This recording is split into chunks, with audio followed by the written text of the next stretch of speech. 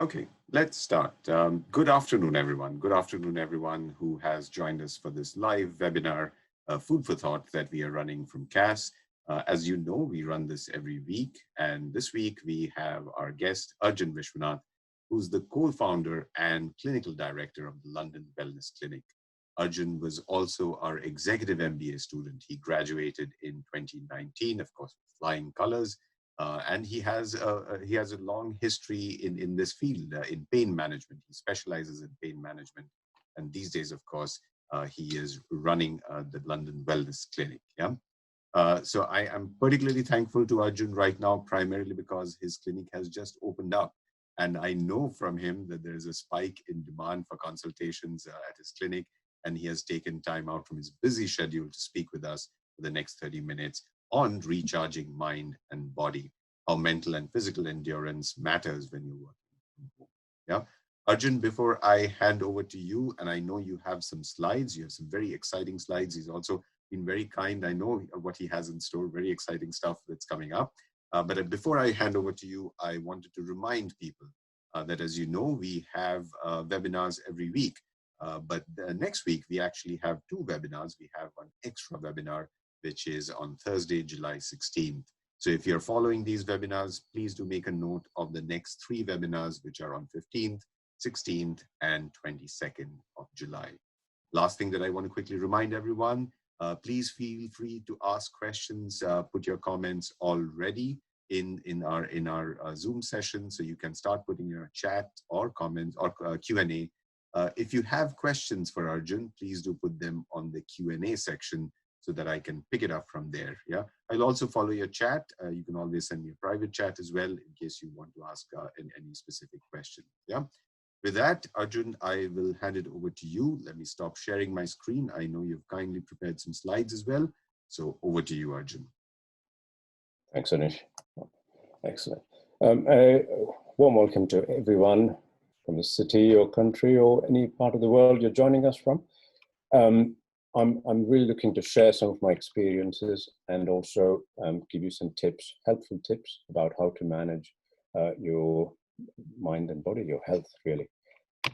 It's good to look at what the current impact has been from the lockdown and our present work arrangements, which unfortunately, as we all understand, could be here to stay and say for the immediate foreseeable future.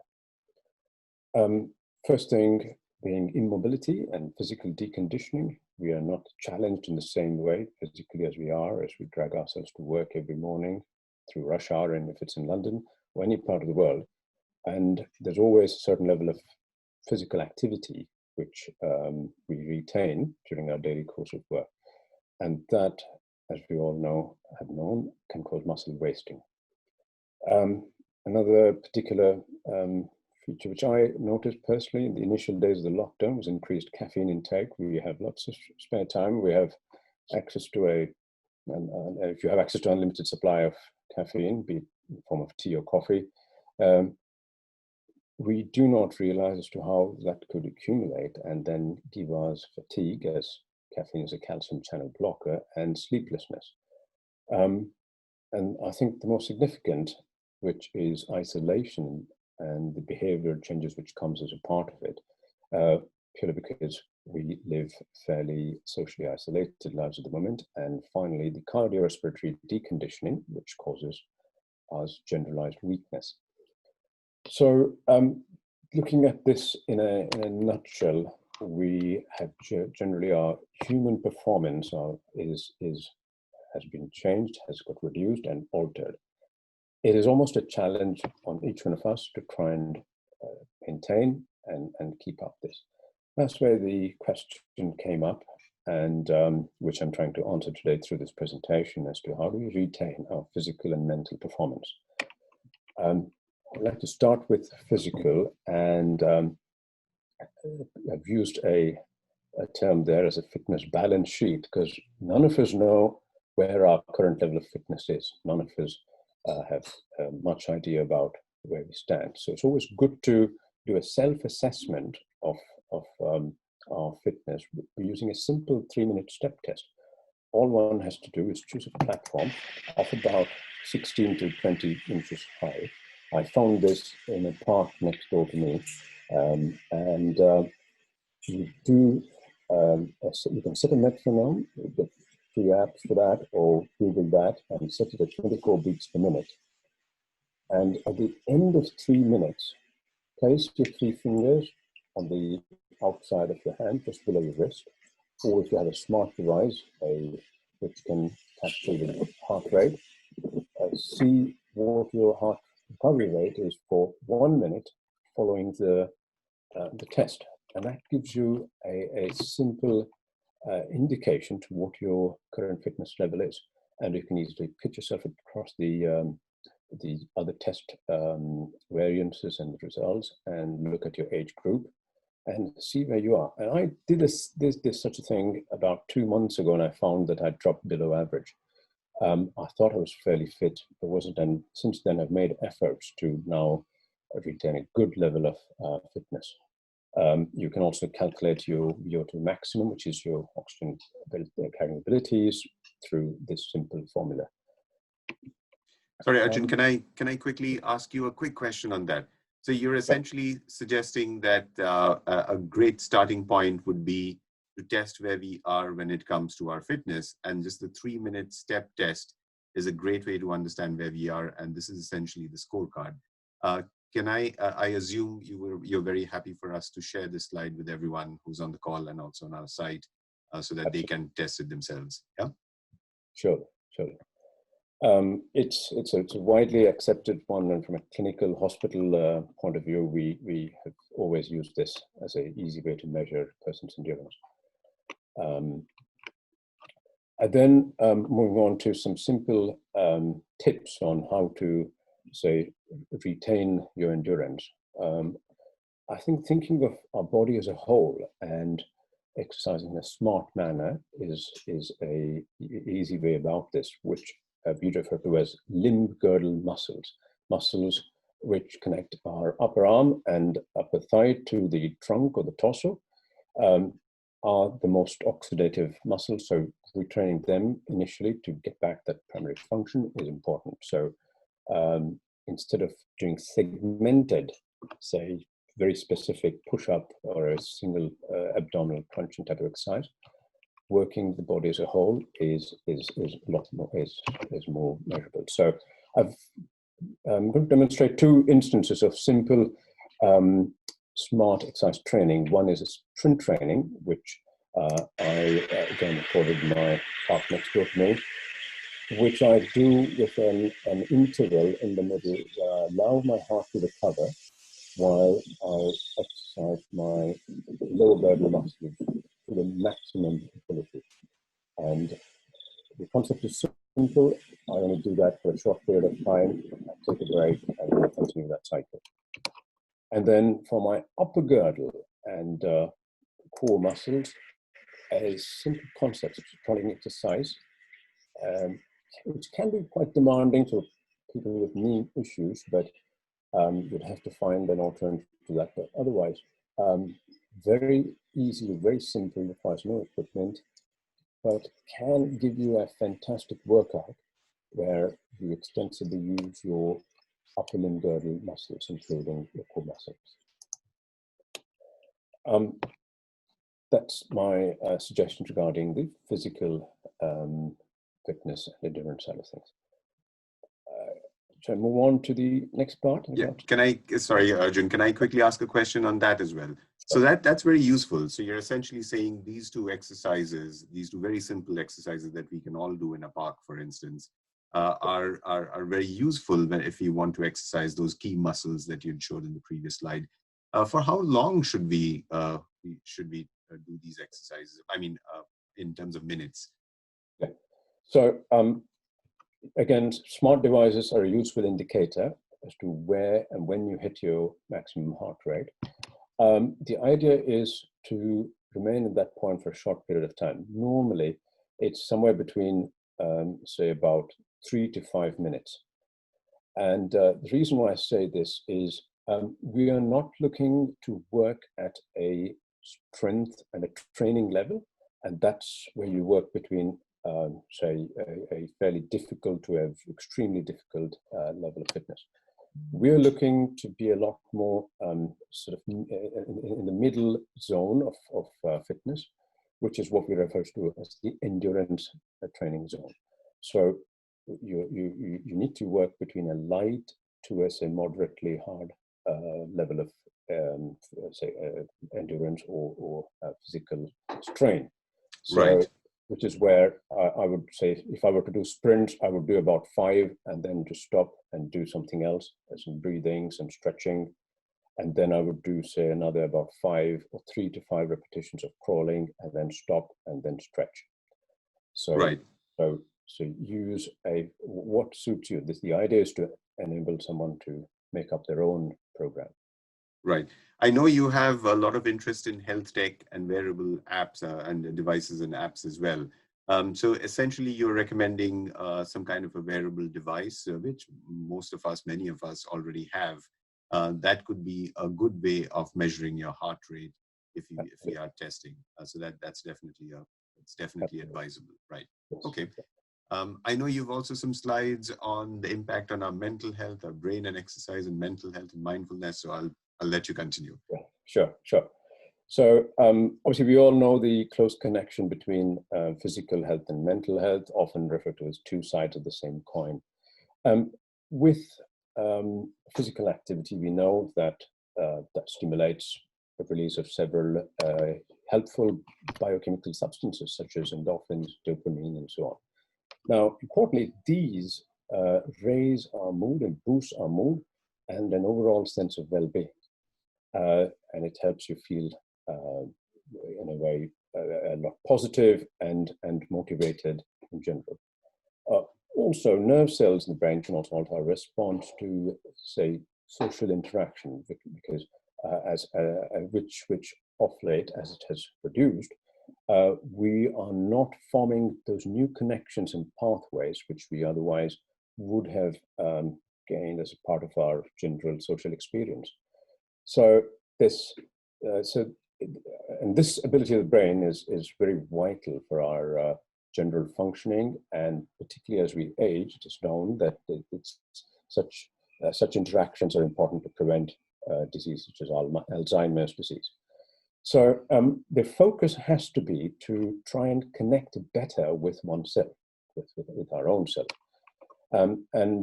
This is where I suggest a simple mindfulness sessions or mindfulness exercises to have that integrity within ourselves. And again, I always like to be objective about what we like to do, for which I would suggest to everyone that they do a simple mindfulness questionnaire, which is available. I'll have the links up when the slides are uploaded, to measure those simple 5 aspects of our cognition or our mind function, such as observation, description, awareness about our actions, our non-judgmental inner experience, and non-reactivity. These 5 facets, as they're known as, they give you a general idea about where you stand in regards to your self-awareness. And I think that's a very important feature. Here's a more descriptive version of the questionnaire, which, as you can see, rate from 1 to 5, and you have about 24 questions. This is a shorter version of the questionnaire. There's a longer version for those who are more interested to get a deeper insight into yourselves, which is about 37 questions, I think. But any case, it gives you a simple snapshot about your current mental health. And we all got to be honest with ourselves that there is no doubt that in this particular period, quite easily we may find certain deviations and certain other issues creep up unknown to our conscious self. Arjun, once again, I assume you will be very happy to share a link to the mindfulness questionnaire, because I am definitely interested. I'm sure a lot of other people would also be interested. Yeah, no, absolutely. There's lots of free services available online where they give you scores, so you just have to register your email and so on. I'll have all those links there. I received a 15-page report after I did that. I was very impressed with that. Not that I support anyone or any particular group. Yeah, so to summarize with the mental function and the our mind. So it's not that mindfulness offer any sort of immediate relief. So that's important to remember, that it's not therapeutic in any sense. It's not going to change things. And they don't guarantee a quick solution to any sort of distress, because if you are in any sort of psychological or mental strain, you should consult your medical practitioner or wherever you are. But what they really provide us is with the reassurance that where we are, we're doing fine, we're doing great, and that we can try and keep any unwanted thoughts from demotivating us or persuading us. So yeah, that's the general idea. I'd like to just generally conclude saying that I've found this fantastic new term called techno-sapiens, and which is in reference to man in the digital age, which most of us are. I did a lot of online consultations, so when I've entered the digital in a big way in this current process. When you look at simple facts, we all know that we have lost, we are lost into this whole digital world. It does take a lot from us, and it generally exhausts us. And it's important to identify and be aware that you can easily lose your health. Health is, as you know, general sense of well-being. And taking back control, although I didn't vote for Brexit, I think it's a good catchphrase here. You need to take control of your health. You need to be aware of any deviation, so anything you find, and then and try in the initial part at least to try and manage that. Fantastic to be in a way motivated by people like this 9-year-old from Louisiana in the States, who through a young age who started training very hard at levels which none of us are aware of, and can deadlift 230 pounds, that's about 115 kilograms, I think, and bench press 92 pounds, about 40 odd kilograms, and squat with 190 pounds, that's nearly 95 kilograms. And if a 9-year-old can push his physical and mental endurance to that extent, I'm sure many of you out there would be able to do that. Thank you. Oh, thank you. Thank you for that aspirational ending, Arjun. As always, it's a great pleasure to speak with you. And thank you so much for taking time out and recording those videos. For everyone who's on the call, there's a little bit of a story behind it. Arjun initially said, can you do the webinar from the park? I said, of course you can, as long as you can guarantee good weather and good internet. So we decided that Arjun would record them. So thank you so much for taking some time out and showing us how the exercises work, and as well the 3-minute test that you did. I'm already getting some questions, and I want to start off with one question which perhaps is on a lot of people's minds, especially people who are working from home these days. I mean, we spend a lot of time sitting at our desks. It's clearly a certain posture that we have. Some people are using standing desks. I'm, for instance, currently working from a standing desk. Do these things really help? What is the impact on general posture, health, etc.? Yes. To put it in a very simple manner, two biggest gains from using a standing desk are, number one is your cardiovascular system. Now, often because of being in a seated posture, we can develop what's called as orthostatic hypertension. And using a standing desk conditions your general cardiovascular system to maintain its competency, because the heart has to work a lot harder when you're standing up. So that's as I say, the main gain. The second one is the anti-gravity muscles of your spine and your hip girdle are switched on as soon as you stand up, because the human body is like any physical mass. Right. It has to fight against the laws of physics. So you have constant activation of your general lumbo-pelvic muscles, that's around your waist, and along your entire spine. So that is a big boost to anyone who's had back or neck or spinal problems, and also from preventing any such things from happening. Right. So in essence, if you're working from home for a long period of time, you would definitely recommend, maybe even offices, you would suggest something like that. There's a lot of interest in yoga, and Harish is asking a question to you, which is, do you think Hatha yoga looks after body suppleness and pranayam helps with mindfulness? I suppose there are two questions over here, Yes. which is, yeah. All forms of yoga focus on generally the flexibility. And if you rate it as a level of activity or the level of strain you endure, it is very mild, to say moderately strenuous. You're really not pushing your body up in the zone of your fitness. If flexibility is the main aim or the objective, absolutely fine. But if you'd like a healthy heart and a well-functioning lungs, which have enough air to expand in them, you need to push harder. That's the answer to the first question. Secondly, pranayama, I'm familiar with this, is again a wonderful way of meditation and also relaxation. So absolutely, I would say yes, if that's a way by which you can achieve the same effect of connecting with yourself and achieving mindfulness, then yes, absolutely yes. Right. So which actually leads me a nice segue into another question that I was thinking about, and actually was asked earlier as well, which is, so there is on a scale, there is flexibility, then there is endurance, and then there is strength training, right? Which is essentially weights, etc. Is that the right way of thinking about it? Yes, absolutely.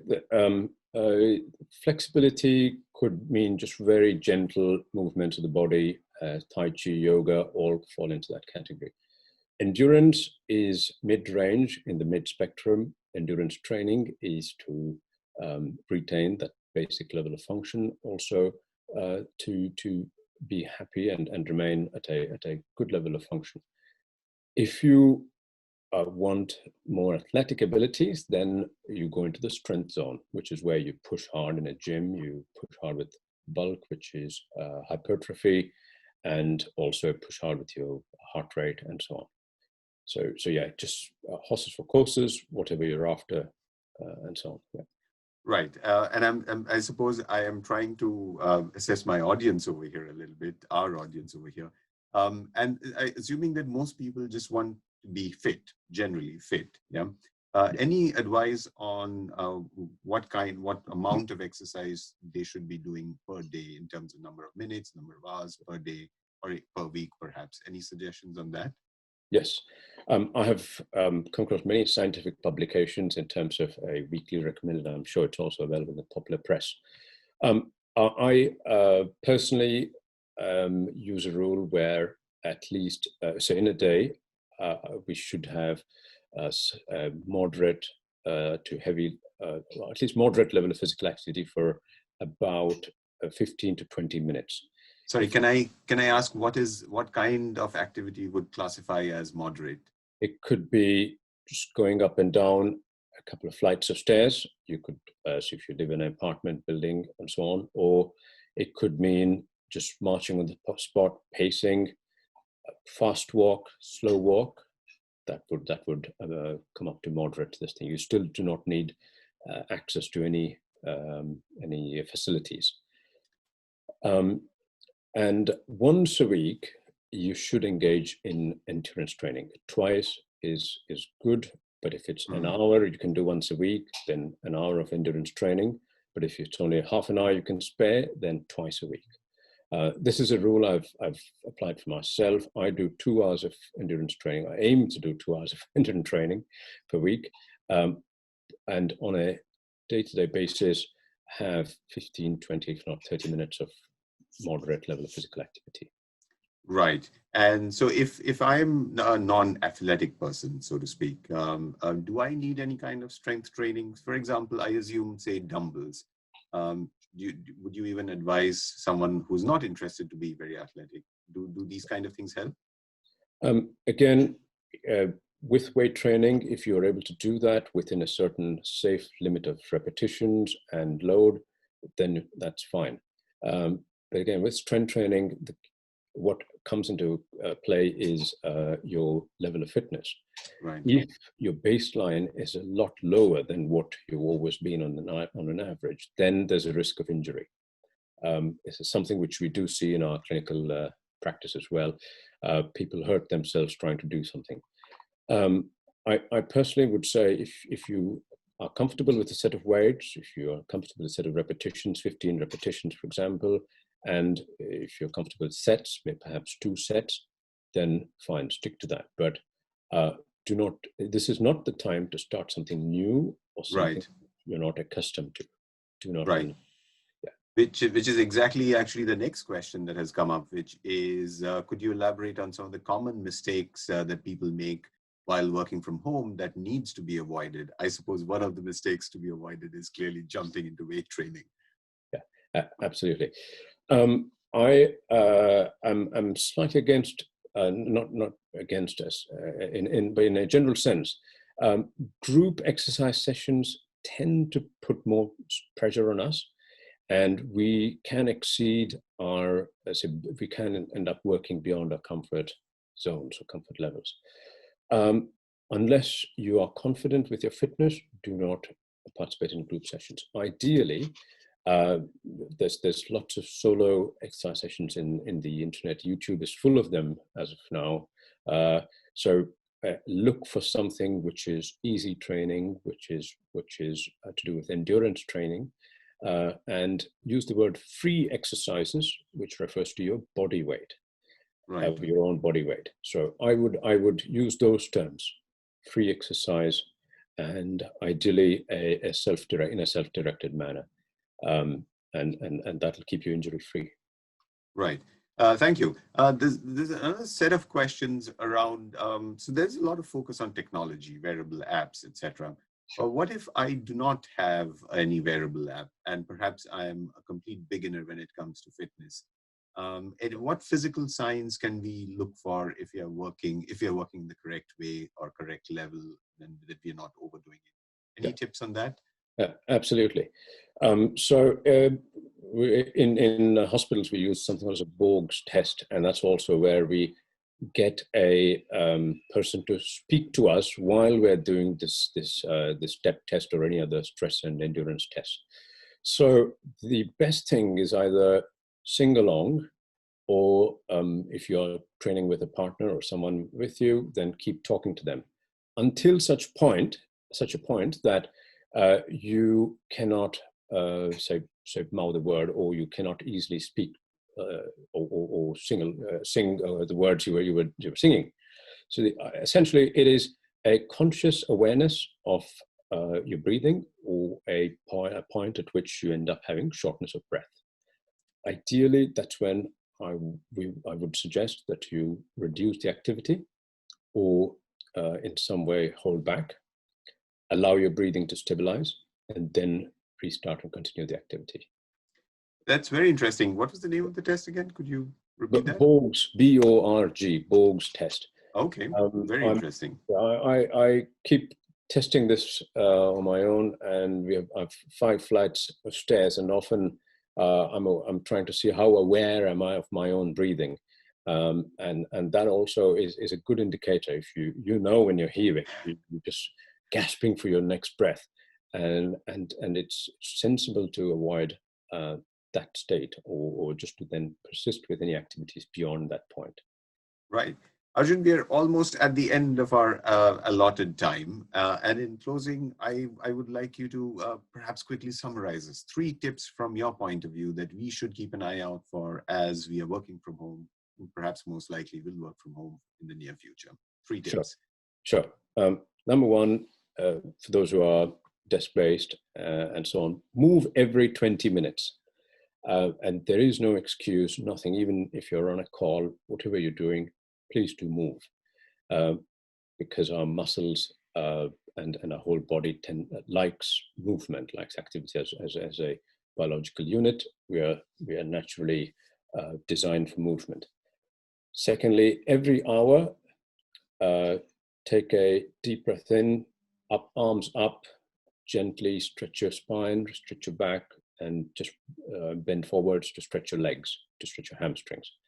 So a brief stretch every hour. And at least once a day, try to engage in a moderately exertional activity for at least 15 to 20 minutes time. And if possible, this would be a bonus, add a short session of mindfulness or meditation. It is always very important to connect with ourselves, with our inner selves. Then we are better as a person, we'll be more polite to live with for others who share space with us, and we still have our marbles together. I think that would be my tip. Thank you so much, Arjun. Thank you so much. Thank you so much for taking time and speaking with us for these 30 minutes, but also for the videos that you recorded for us. It's been an absolute pleasure. Thank you so much. And see you, everyone. I want to remind everyone once again, we have the weekly seminars, and next week we have 2, and the week after we have 1. So keep an eye out for next week's seminars as well on our website. Thank you, everyone, and see you soon. Bye-bye. Thanks, Arjun.